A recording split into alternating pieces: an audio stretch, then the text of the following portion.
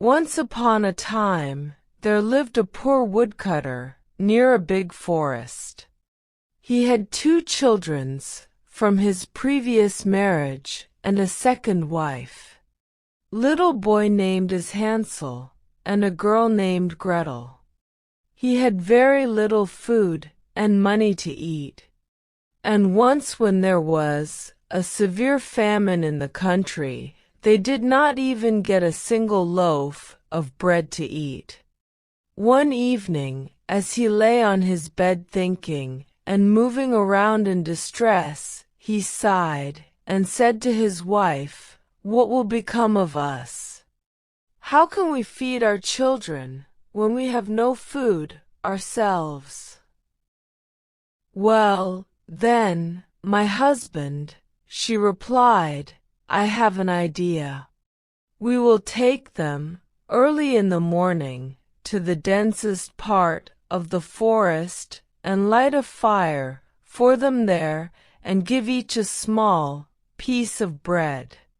Then we will pretend to do our work, and we will go away from there and leave them there alone, so that they cannot find their way home again, and we will be free from them." "No, wife," he replied, "I could never do that. How dare you leave my children alone in the forest? Soon wild animals will come and tear them to pieces." "Oh, you idiot," she said. "Then all 4 of us will have to die of hunger." Her husband did not agree with her, but she would not give him peace until he agreed and said, "Ah, but I will feel sorry for the poor children." However, the 2 children could not sleep because they were very hungry, and so they overheard what the stepmother said to their father. Gretel burst into tears and asked Hansel, "What will happen to us now?" "Be quiet, Gretel," he said. "Don't cry, I'll do something." And as soon as his parents fell asleep, he got up, put on his coat, and opened the back door and went out. The moon was shining, and the white pebbles lying in front of the door looked like pieces of silver. They were shining very brightly. Hansel bent down and put as many of them as he could into his pocket. And then, going back, he said to Gretel, "Rest, dear sister, and sleep peacefully. God is with us." And saying this, he fell asleep again. The next morning, before sunrise, the wife went and woke up both the children. "Get up, you lazy lads, we are going to the forest to chop wood." Then she gave a piece of bread to both of them and said, "This is something for you to eat in the afternoon. Do not eat it before time, otherwise you will not get anything else to eat." Gretel took the bread in her apron because Hansel's pockets were full of pebbles. And so they all set out on their way. When they had gone a little distance, Hansel stood still and looked towards the house. And this he repeated several times until his father said, "Hansel, what are you looking at, and why are you behind? Come fast and remember your steps." "Ah, father," said Hansel, "I'm looking at my white cat, sitting on the roof of the house and trying to say goodbye." "You are a weird person." The wife said, "That's not a cat, that's the sun shining on the white chimney, ha!" But in reality, Hansel was not looking at a cat, but every time he stopped, he would drop a pebble from his pocket on the path. Then they all step out upon their way. When they came to the middle of the forest, the father told the children to gather wood, and he tried to light a fire for them so that they would not get cold. So Hansel and Gretel gathered a small pile of twigs. Then he set fire to them.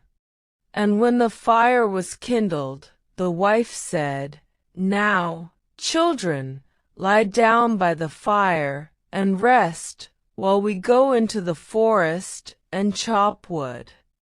I will come and call you when we are ready." Hansel and Gretel sat by the fire, and when noon came, they both ate a piece of bread. And because they could hear the blows of the axe, they thought that their father was near. But it was not an axe, but a branch which his stepmother had tied to a dry tree, and it was flying here and there in the wind and making a sound of something being cut. Children waited for so long that eventually their eyes closed. Due to fatigue, they fell into a deep sleep. When they woke up, it was dark, and Gretel began to cry, "Brother, brother, how will we get out of the forest?" But Hansel consoled her, saying, "Wait a little while until the moon comes, and then we will quickly find the way." The moon soon shone, and Hansel, holding his sister's hand, followed the pebbles, which glittered like pieces of newly minted silver, and showed them the way. They walked all night, and at daybreak came to their father's house. They knocked on the door, and when the wife opened the door and saw Hansel and Gretel, she said, "You wicked children, why did you sleep so long in the forest? We thought you would never come home again." But their father was very happy, because he was very sad to leave them all alone. After a short time, there was severe food shortage again in every corner of the country. And one night the children again heard their mother saying to their father, "Everything has been eaten again. We have only half the bread left, and then we will have to die of hunger. The children must be sent away. We will take them in a very dense forest, so that they never find their way out. This is our only means of survival." But her husband's heart became heavy, and he thought it was better to share the last layer of bread with the kids. However, his wife would not listen to anything he said, and constantly scolded and condemned him. The children now were already awake and had heard what had been said, and as soon as the parents fell asleep, Hansel got up, and intending to pick up some pebbles as before. But his stepmother had closed the door, due to which he could not go out. Yet he consoles Gretel, saying, "Don't cry, sleep peacefully. The good God will not abandon us." Early in the morning, the stepmother came and pulled them out of bed and gave each a piece of bread, which was even smaller than the last time. On the way, Hansel picked his pocket and occasionally bent down and dropped a piece of bread on the road. "Hansel, why do you stop and look around?" Father said, "Stay on track." "I see my little pigeon on the roof of the house," Hansel replied. "It is saying goodbye to me." "Idiot!" The wife said, "That is not a pigeon, but the sun shining on the chimney." But Hansel kept dropping the pieces as he walked. The mother took the children deep into the forest where they had never been before. And there, lighting a fire, she said to them, "Sit here and rest, and when you feel tired, you go to sleep for a while. We are going to cut wood in the forest. When we finish cutting wood, in the evening we will come and take you." When noon came, Gretel shared her bread with Hansel, who had scattered his bread on the path. Then they slept. But it became evening, and no one came to visit the poor children. And in the dark night they lay awake, and Hansel consoled his sister, saying, "Only wait, Gretel, until the moon shone, so that we can see the bread." When we look at the pieces I have dropped, these pieces will show us the way home. When the moon shone, they got up, but they could not see any of the pieces, because thousands of birds flying over the forests and fields had snatched them all. Hansel kept telling Gretel, "We will soon find a way." But this did not happen. They continued walking all night and the next day, but still did not come out of the forest. And they felt very hungry, because they had nothing to eat except the berries they found in the bushes. Soon they became so tired that they could no longer support themselves, so they lay down under a tree and slept. It was the third day of the morning since they had left their father's house, and they were still walking. But they went deeper into the forest, and Hansel saw that if help did not come, soon they would die of hunger. About the middle of the day, they saw a beautiful snow-white bird sitting on a branch, singing so sweetly that they stood still and listened to it. The bird soon moved forward and spread his wings and flew away. They followed him and reached a hut. The bird went and sat on the roof of the hut. And when they came near the hut, they saw that the hut was made of bread and cakes, and the glasses in the windows were of clear sugar. "We'll go there," said Hansel, "and have a wonderful feast. I will eat a piece of the roof, and you will eat the window." So Hansel reached up and broke a piece off the roof to see what it tasted like. Gretel moved towards the window and started cutting it. Just then a sweet voice was heard in the room, "Tip-tap, tip-tap, who has come to my door?" And the children answered, "Wind, wind, children of heaven." And they kept eating.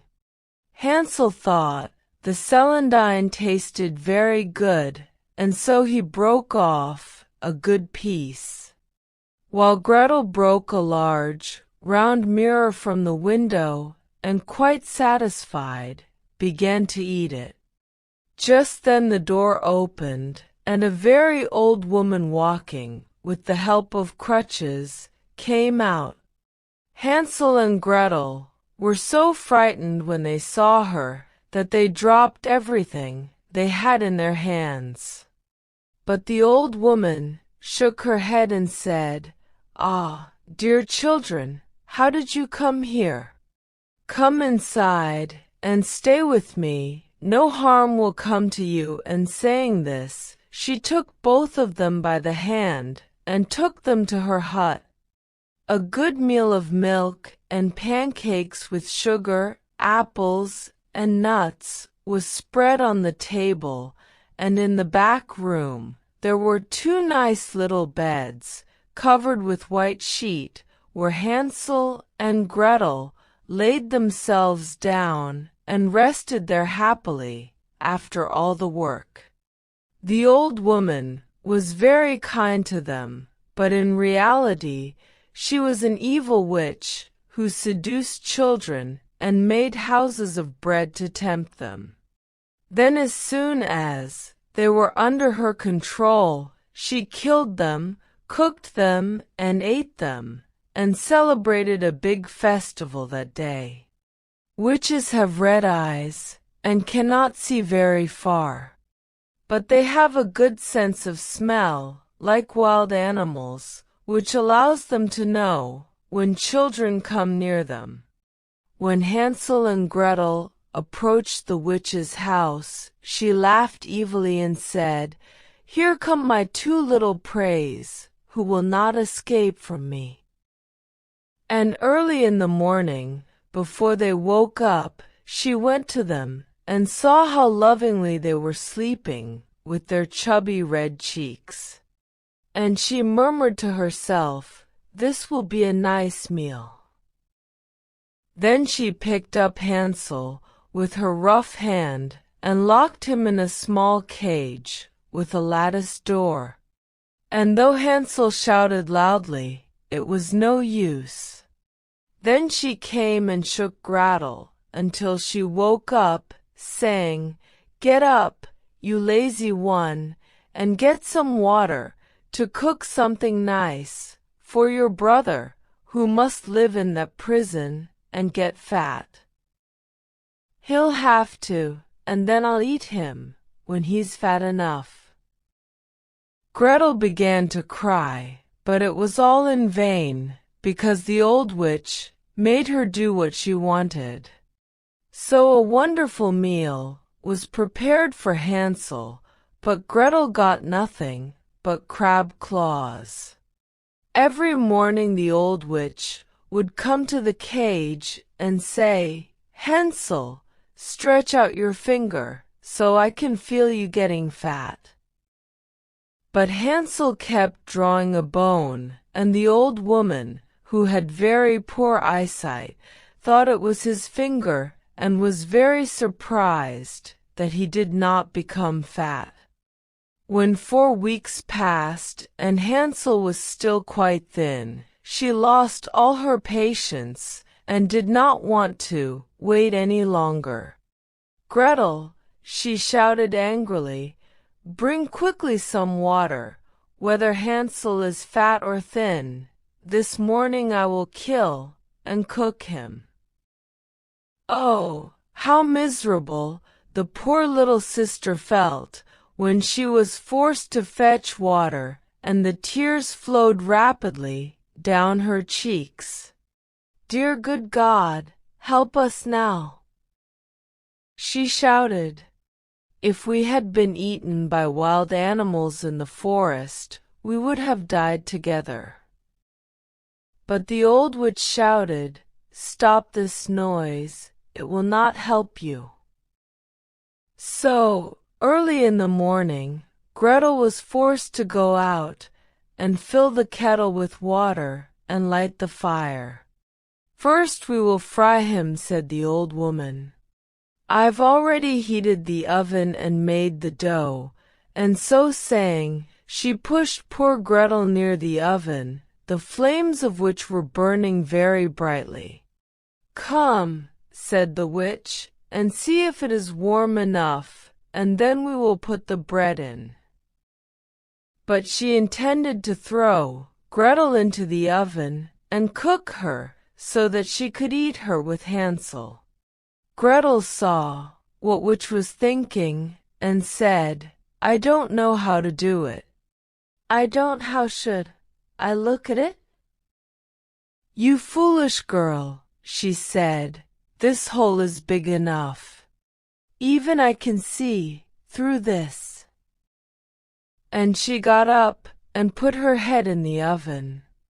Then Gretel gave her a push, due to which she fell there, and then she closed the iron door and latched it. Oh! How dreadfully she screamed! But Gretel ran away, leaving the wicked witch to burn. Now she ran to Hansel and opened the door of his cage, shouting, "Hansel, we are saved.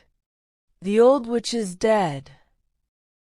So he jumped out, like a bird jumps out of its cage as soon as the door opens. And they became so happy that they fell on each other's shoulders and hugged each other again and again. And now, since there was nothing to be afraid of, they went into the witch's house, where, in every corner, there were coffins full of pearls and precious stones. "These are better than pebbles," said Hansel, and put as many as he could in his pocket. While Gretel thought, "I'll take some home too," and she filled her apron full. "We must leave now," said Hansel, "and get out of this enchanted forest." After walking for 2 hours, they came to a large piece of water. "We can't cross it," Hansel said. "I don't see any bridge." "And there is no boat either," said Gretel. "But there is a white board floating there. We will use it to help us cross the river." So they moved the board towards them, and Hansel himself stood on it and asked his sister to stand behind him. "No," answered Gretel, "it would be too difficult to handle the board.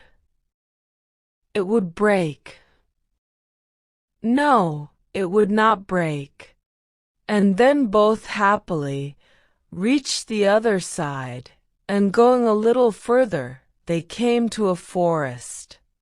They came to whom they knew better at every step, and at last they saw their father's house. Then they started running, and entering the house, they fell on their father's shoulders. Their father had not had a single happy moment since leaving the children in the forest. And his wife was dead. Gretel shook her apron, and pearls and precious stones rolled to the floor. And Hansel threw down one handful after another from his pocket. Then all their sorrows went away, and they started living together very happily.